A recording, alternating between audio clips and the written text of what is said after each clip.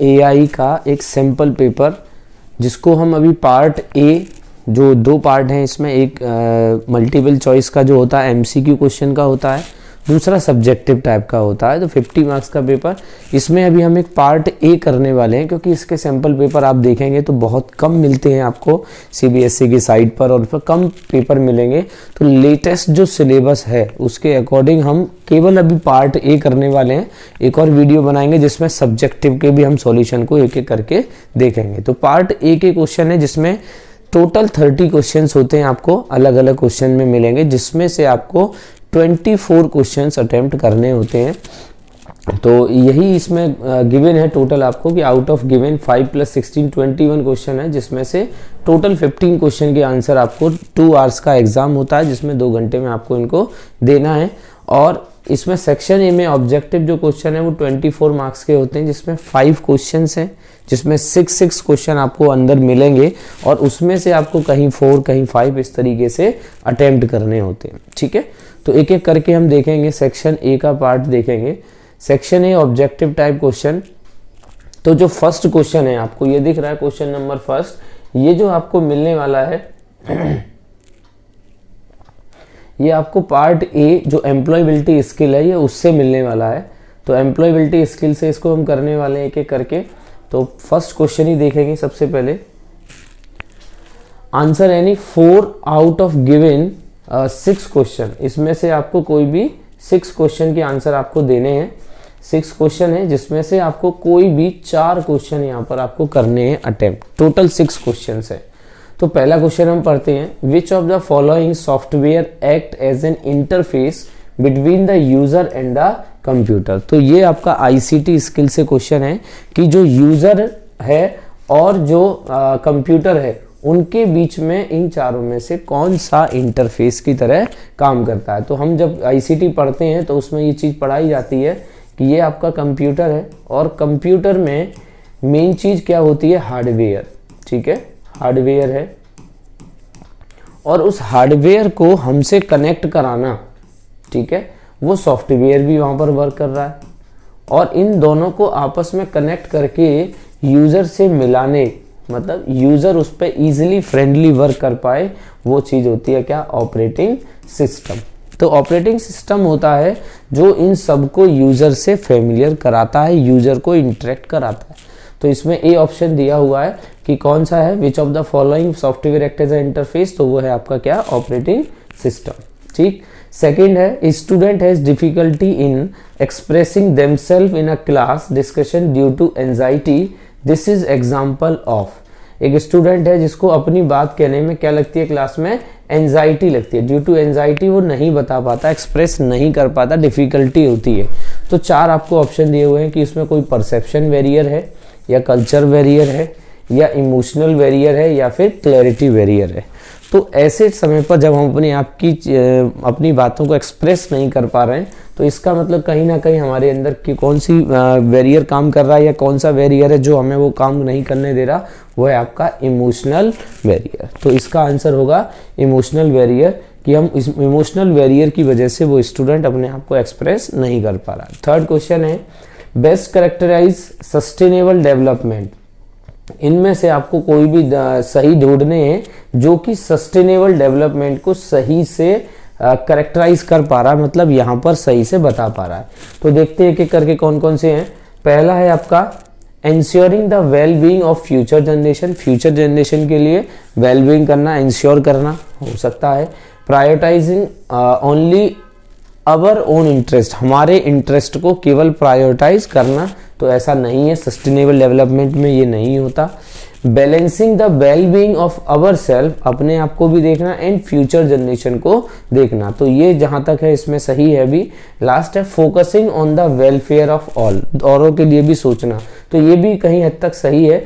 तो सही में भी हमें क्या ढूंढना है, बेस्ट आंसर। तो बेस्ट आंसर ये होगा कि बैलेंस करके चलना हमारे और आने वाली जनरेशन। तो ये एक सस्टेनेबल डेवलपमेंट की डिफाइन है कि हमें सस्टेनेबल डेवलपमेंट कैसे करना है, कि अपने आप को भी देखना है और आने वाली जनरेशन को भी बैलेंस करके चलना है। तो इसका सही आंसर होगा C option, balancing the well being of our self and future generation. ठीक है, देखते हैं नेक्स्ट फोर्थ क्वेश्चन।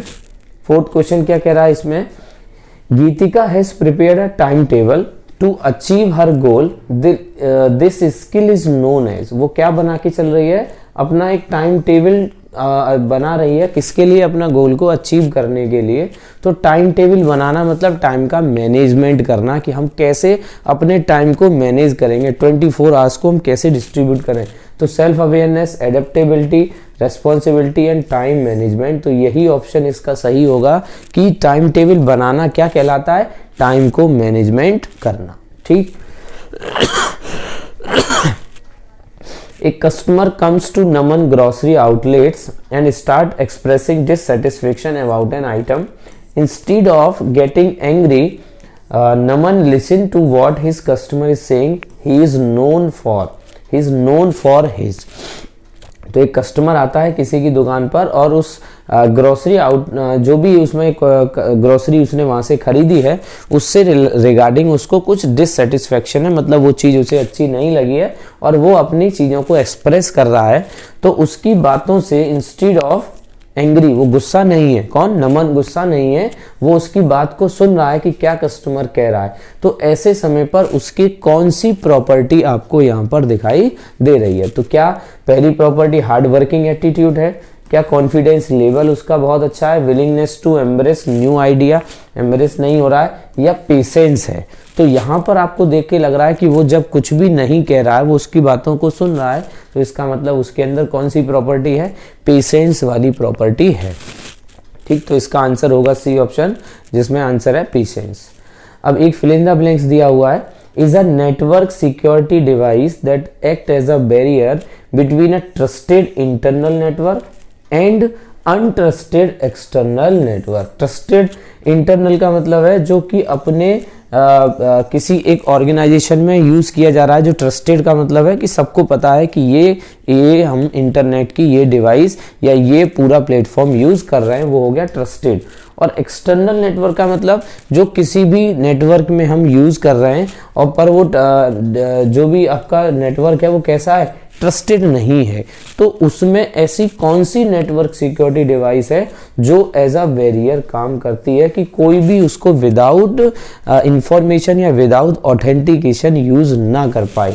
तो ऐसी डिवाइस का नाम क्या होता है, ऐसी डिवाइस का नाम होता है फायरवॉल। तो फायरवॉल एक ऐसी नेटवर्क डिवाइस है जो विदाउट ऑथेंटिकेशन किसी भी अनट्रस्टेड या अनऑथराइज्ड पर्सन को उसमें एंटर नहीं होने देगी। तो इसका सही आंसर होगा फायरवॉल। ठीक। तो अब देखते हैं सेकंड क्वेश्चन को हम। सेकंड क्वेश्चन का जो फर्स्ट पार्ट है अगर आप उसको देखें तो विच of the following is fully enabled AI machine, इनमें से कौन सी ऐसी है जो फुली इनेबल्ड है एआई मशीन से, जिसमें एआई मशीन का यूज किया गया है। तो पहला देखते हैं, a machine that get trained first on the training, पहले ट्रेनिंग डेटा सेट पर उसको हमने क्या किया, ट्रेनिंग दी है, and then optimize itself according to its own experience, और अपने एक्सपीरियंस के अकॉर्डिंग वो क्या कर रही है, अपने आप को ऑप्टिमाइज कर रही है। ऑप्टिमाइज का मतलब अच्छे से अच्छा रिजल्ट, ऑप्टिमम रिजल्ट देने की कोशिश कर रही है। तो ये बात सही है इसमें, क्योंकि यही एआई एक फुली एनेबल मशीन है। दूसरा, ये machine that rely on a set of predefined rules, ना वो अगर पहले ही रूल्स पे चले तो फिर उसमें एआई का यूज है ही नहीं, क्योंकि जब तक लर्निंग नहीं है जब तक कुछ भी एआई में नहीं है। A machine that work smartly without any past data, ये भी गलत है कि उसको कुछ तो डेटा हमें ट्रेनिंग के लिए देना पड़ेगा, तो विदाउट पास डेटा भी वो काम नहीं कर सकती। A machine that has some level of autonomy and adaptability, autonomy मतलब वो अपने आप वर्क करे और एडेप्टेबिलिटी हर तरीके के माहौल में रहे। तो ये कहीं हद तक सही भी है, लेकिन ये जो फर्स्ट वाला है वो आपका बेस्ट रिजल्ट है जो फुली इनेबल एआई मशीन को पूरा एक्सप्लेन करता है। तो इसका सही आंसर होगा ए, कि वो मशीन जो पहले ट्रेनिंग कराई जा रही है डेटा के अकॉर्डिंग और फिर अपने आप को वो क्या कर रही है, ऑप्टिमाइज कर रही है एक सही रिजल्ट पर। दूसरा है name the 4W of problem canvas. तो चार जो आपके W's आपने पढ़े हैं 4W's, वो आपको प्रॉब्लम स्कोपिंग स्टेज में बताने हैं। तो 4W जो क्या होते हैं वो आपके व्हाट, वेयर, ठीक है, वाई एंड हु, कौन, क्यों, जो आपका ये आउटपुट है वो क्यों, कहाँ प्रॉब्लम आ रही है, एंड व्हाट क्या प्रॉब्लम आ रही है, एंड वाई का क्या है सॉल्यूशन। हम अगर जो सेलेक्ट कर रहे हैं वो सॉल्यूशन क्यों। तो इसमें देखें तो who, what, where and why, तो यही इसका आंसर होगा। हु है, व्हाट है, वेयर है, वाई है। यहाँ व्हेन का यूज है, नहीं होगा। यहाँ हुम का यूज है, ये भी नहीं होगा। इधर हुज का यूज है, ये भी नहीं होगा। तो इसका करेक्ट आंसर होगा ए ऑप्शन कि who, what, where and why. ठीक, क्लियर है। अब आ जाते हैं आगे, थर्ड क्वेश्चन पर आएंगे। सेकंड हो गया, थर्ड क्वेश्चन है आपका what is the main focus of data science. Data science का मेन फोकस क्या है। ठीक, तो देखते हैं क्या क्या है डेटा साइंस की प्रॉपर डिफाइनिंग। आपको अगर जहां मिल जाती है समझ लीजिए कि हमें वो आंसर मिल जाएगा। Collecting data from various source, तो डेटा कलेक्ट करना तो आपका एआई मशीन का काम है ही। तो डेटा साइंस में डेटा तो कलेक्ट कर रहे हैं, लेकिन उसके अलावा बहुत सारे और भी काम होते हैं। Analyse and interpret the collected data, तो ये भी सही हो सकता है। Developing database for record maintenance, नहीं, हम डेटाबेस नहीं बना रहे हैं। डेटाबेस तो हम एसक्यूएल से भी बना सकते हैं, तो ऐसा नहीं है कि केवल डेटाबेस बनाने के लिए। ओनली इम्प्लीमेंटिंग एआई इन डेटा एनालिसिस, तो ये भी नहीं सही है।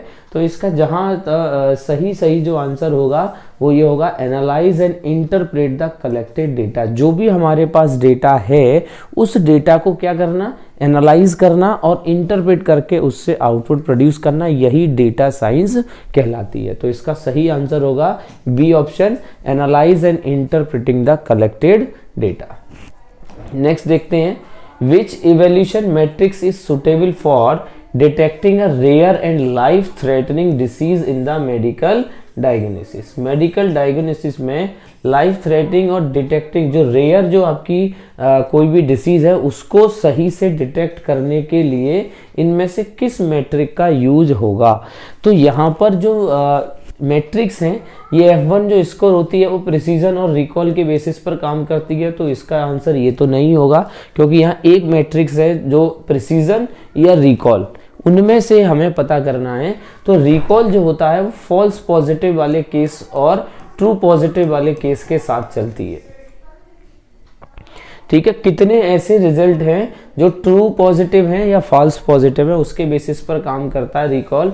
तो ये इसका आंसर होगा रिकॉल, कि जो कि इस ऐसी डिसीज पर प्रॉब्लम आने से पहले भी आपको क्या मिल जाए, एक उसकी क्या मिल जाए, इंफॉर्मेशन मिल जाए कि ऐसी कोई प्रॉब्लम है जो आगे चल के डिसीज बन सकती है। तो वही डिटेक्टिंग है कि जो रेयर और लाइफ थ्रेटनिंग डिसीज को पहले से बता दे। ठीक, अगर इसमें एक दो केस फॉल्स पॉजिटिव आ जाते तो भी ठीक है, लेकिन ट्रू पॉजिटिव आने के ज़्यादा चांसेस होते हैं कि ऐसे केस में मेडिकल में रिपोर्ट में कुछ आता है और रिपोर्ट के बेसिस पर हम बता देते हैं कि ये डिसीज़ होने वाली है। तो इसमें जो आंसर आएगा वो रिकॉल आएगा, कि जो वो वैल्यू आपको पॉजिटिव केसों में पता चल जाए। ठीक है, तो इसमें इसका आंसर रहेगा रिकॉल। नेक्स्ट आपसे पूछा है, is a measure of number of pixel that make up the image. Image को बनाने में नंबर ऑफ पिक्सल्स क्या होते हैं, तो आप याद रखेंगे हमेशा group of pixels. Group of pixels को क्या बोला जाता है, ग्रुप ऑफ पिक्सल को बोला जाता है रेजोल्यूशन, क्योंकि रेजोल्यूशन से ही हमारी क्या बनती है, इमेज पूरी ड्रॉ होती है कि इतने बाई इतने 340 बाई 760। तो यही जो है वो जो वैल्यू दी गई है वो क्या कहलाता है, रेजोल्यूशन। तो यहाँ आंसर क्या आएगा, रेजोल्यूशन आंसर आएगा। ठीक है, इसका आंसर होगा रेजोल्यूशन। नेक्स्ट है, allow us to understand the predicted result. तो जो प्रेडिक्टेड रिजल्ट है उसको अंडरस्टैंड करना अलाउ करता है। तो क्या क्या दे रखें, ओवरफिटिंग नहीं, इससे कोई ऐसा प्रेडिक्टेड रिजल्ट नहीं मिलता। प्रॉब्लम स्कोपिंग, इससे भी नहीं मिलता। कंफ्यूजन मैट्रिक्स, ये सही है। डेटा इक्वेशन, इससे भी नहीं मिलता। तो इसका सही आंसर होगा क्या, कंफ्यूजन मैट्रिक्स, जो हमें क्या देती है, प्रेडिक्टेड रिजल्ट को अंडरस्टैंड करने के लिए एक मैट्रिक्स बनाते हैं, एक वैल्यू मिलती है, 4 वैल्यू, वो किस में मिलती है, कंफ्यूजन मैट्रिक्स में मिलती है।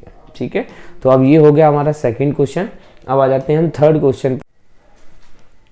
अब देखते हैं थर्ड क्वेश्चन को, answer any 5 out of given 6 question. तो पहला है, which of the following is not an application of NLP, इनमें से कौन सी एनएलपी की एप्लीकेशन नहीं है।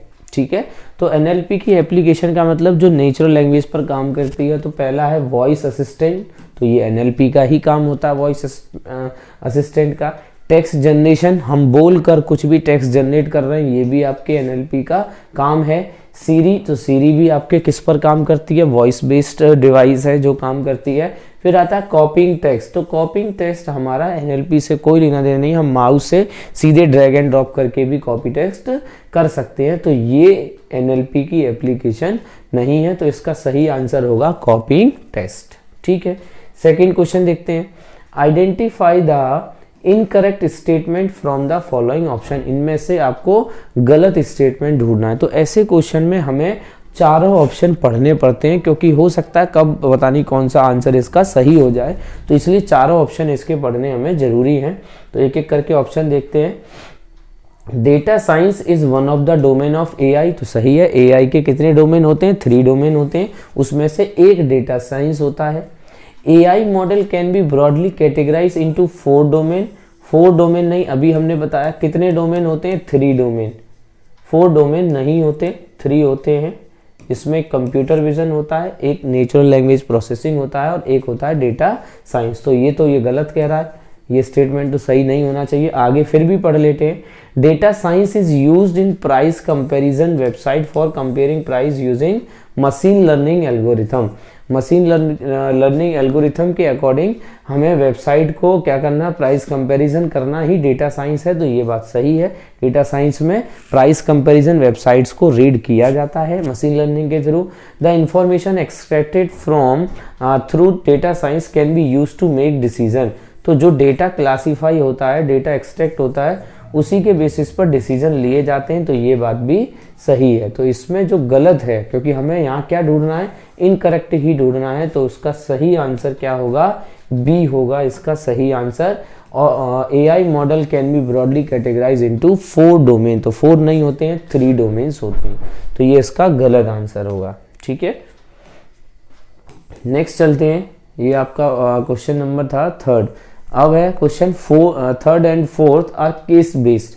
ये आपको केस बेस पर दिए हैं, तो एक ग्राफ दिया हुआ है इसमें, और इससे रिलेटेड कुछ क्वेश्चन आपसे पूछे हैं। केस क्या है? Palak is a computer science student and she implement her learning in daily life. Her younger brother Parth is studying in class 12th.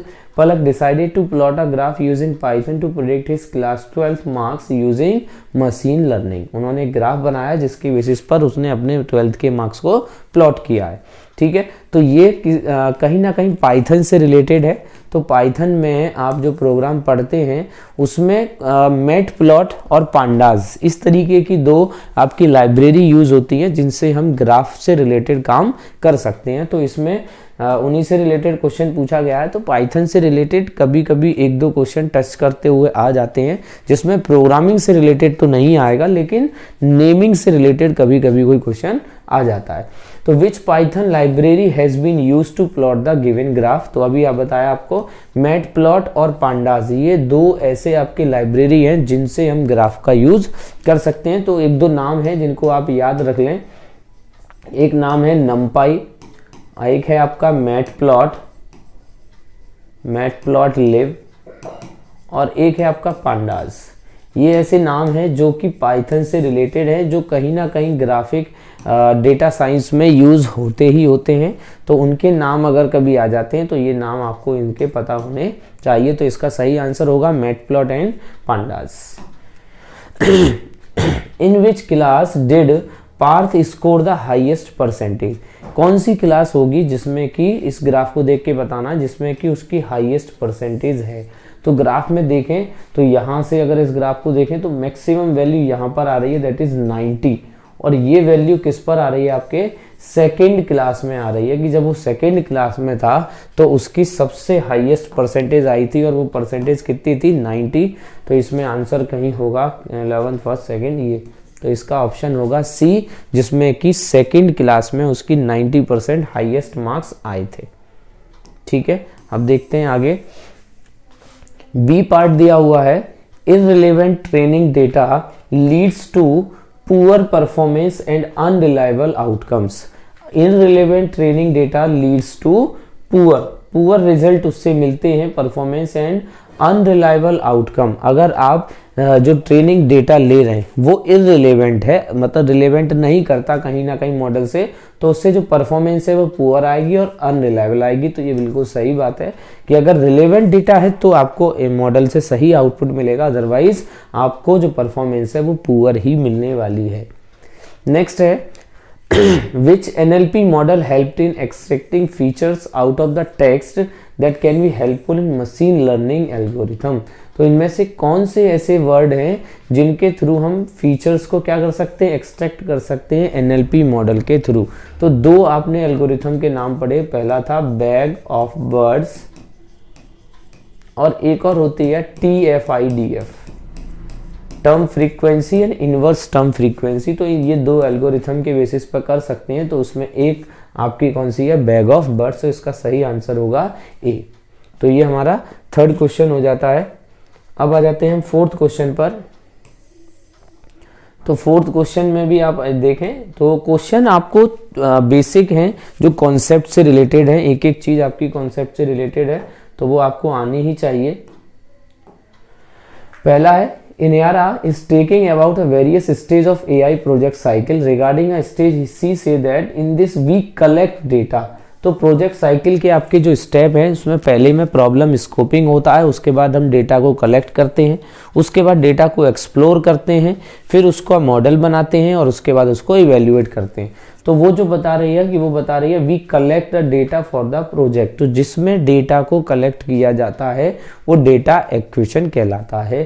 तो प्रॉब्लम स्कोपिंग नहीं होगा, डेटा एक्विजिशन, एक डेटा एक्सप्लोरेशन होता है, एक मॉडलिंग होता है। तो जहां डेटा कलेक्ट होता है वो कहलाता है क्या, डेटा एक्विजिशन। यहाँ डेटा आपका क्या हो रहा है, कलेक्ट हो रहा है। ठीक, नेक्स्ट है in which field does data science enable an advanced level of personalization treatment through research। ऐसी कौन सी फील्ड है डेटा साइंस की जिसमें हम एडवांस लेवल पर क्या करते हैं, रिसर्च करते हैं थ्रू पर्सनलाइजेशन। पर्सनलाइजेशन का मतलब किसी एक पर्टिकुलर बेसिस के उस पर काम करते हैं।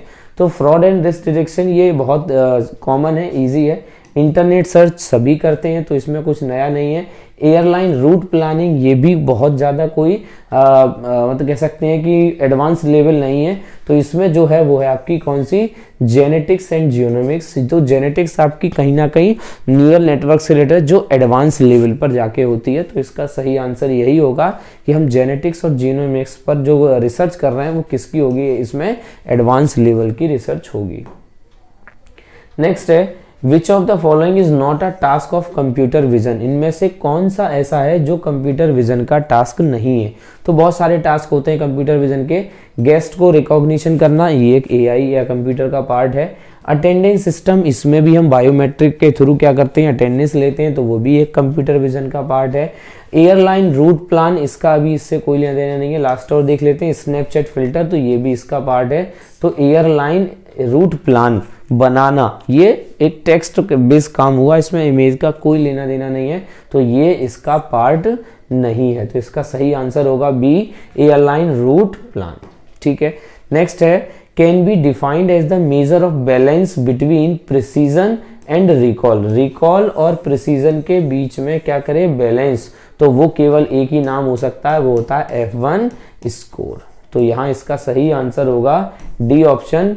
इसमें क्या लिखा हुआ है, F1 स्कोर। यही इन दोनों के बीच में क्या करता है, बैलेंस करता है और आउटपुट निकालने का काम करता है। तो ये इसका सही आंसर होगा। अब आ जाते हैं फिफ्थ वाले में।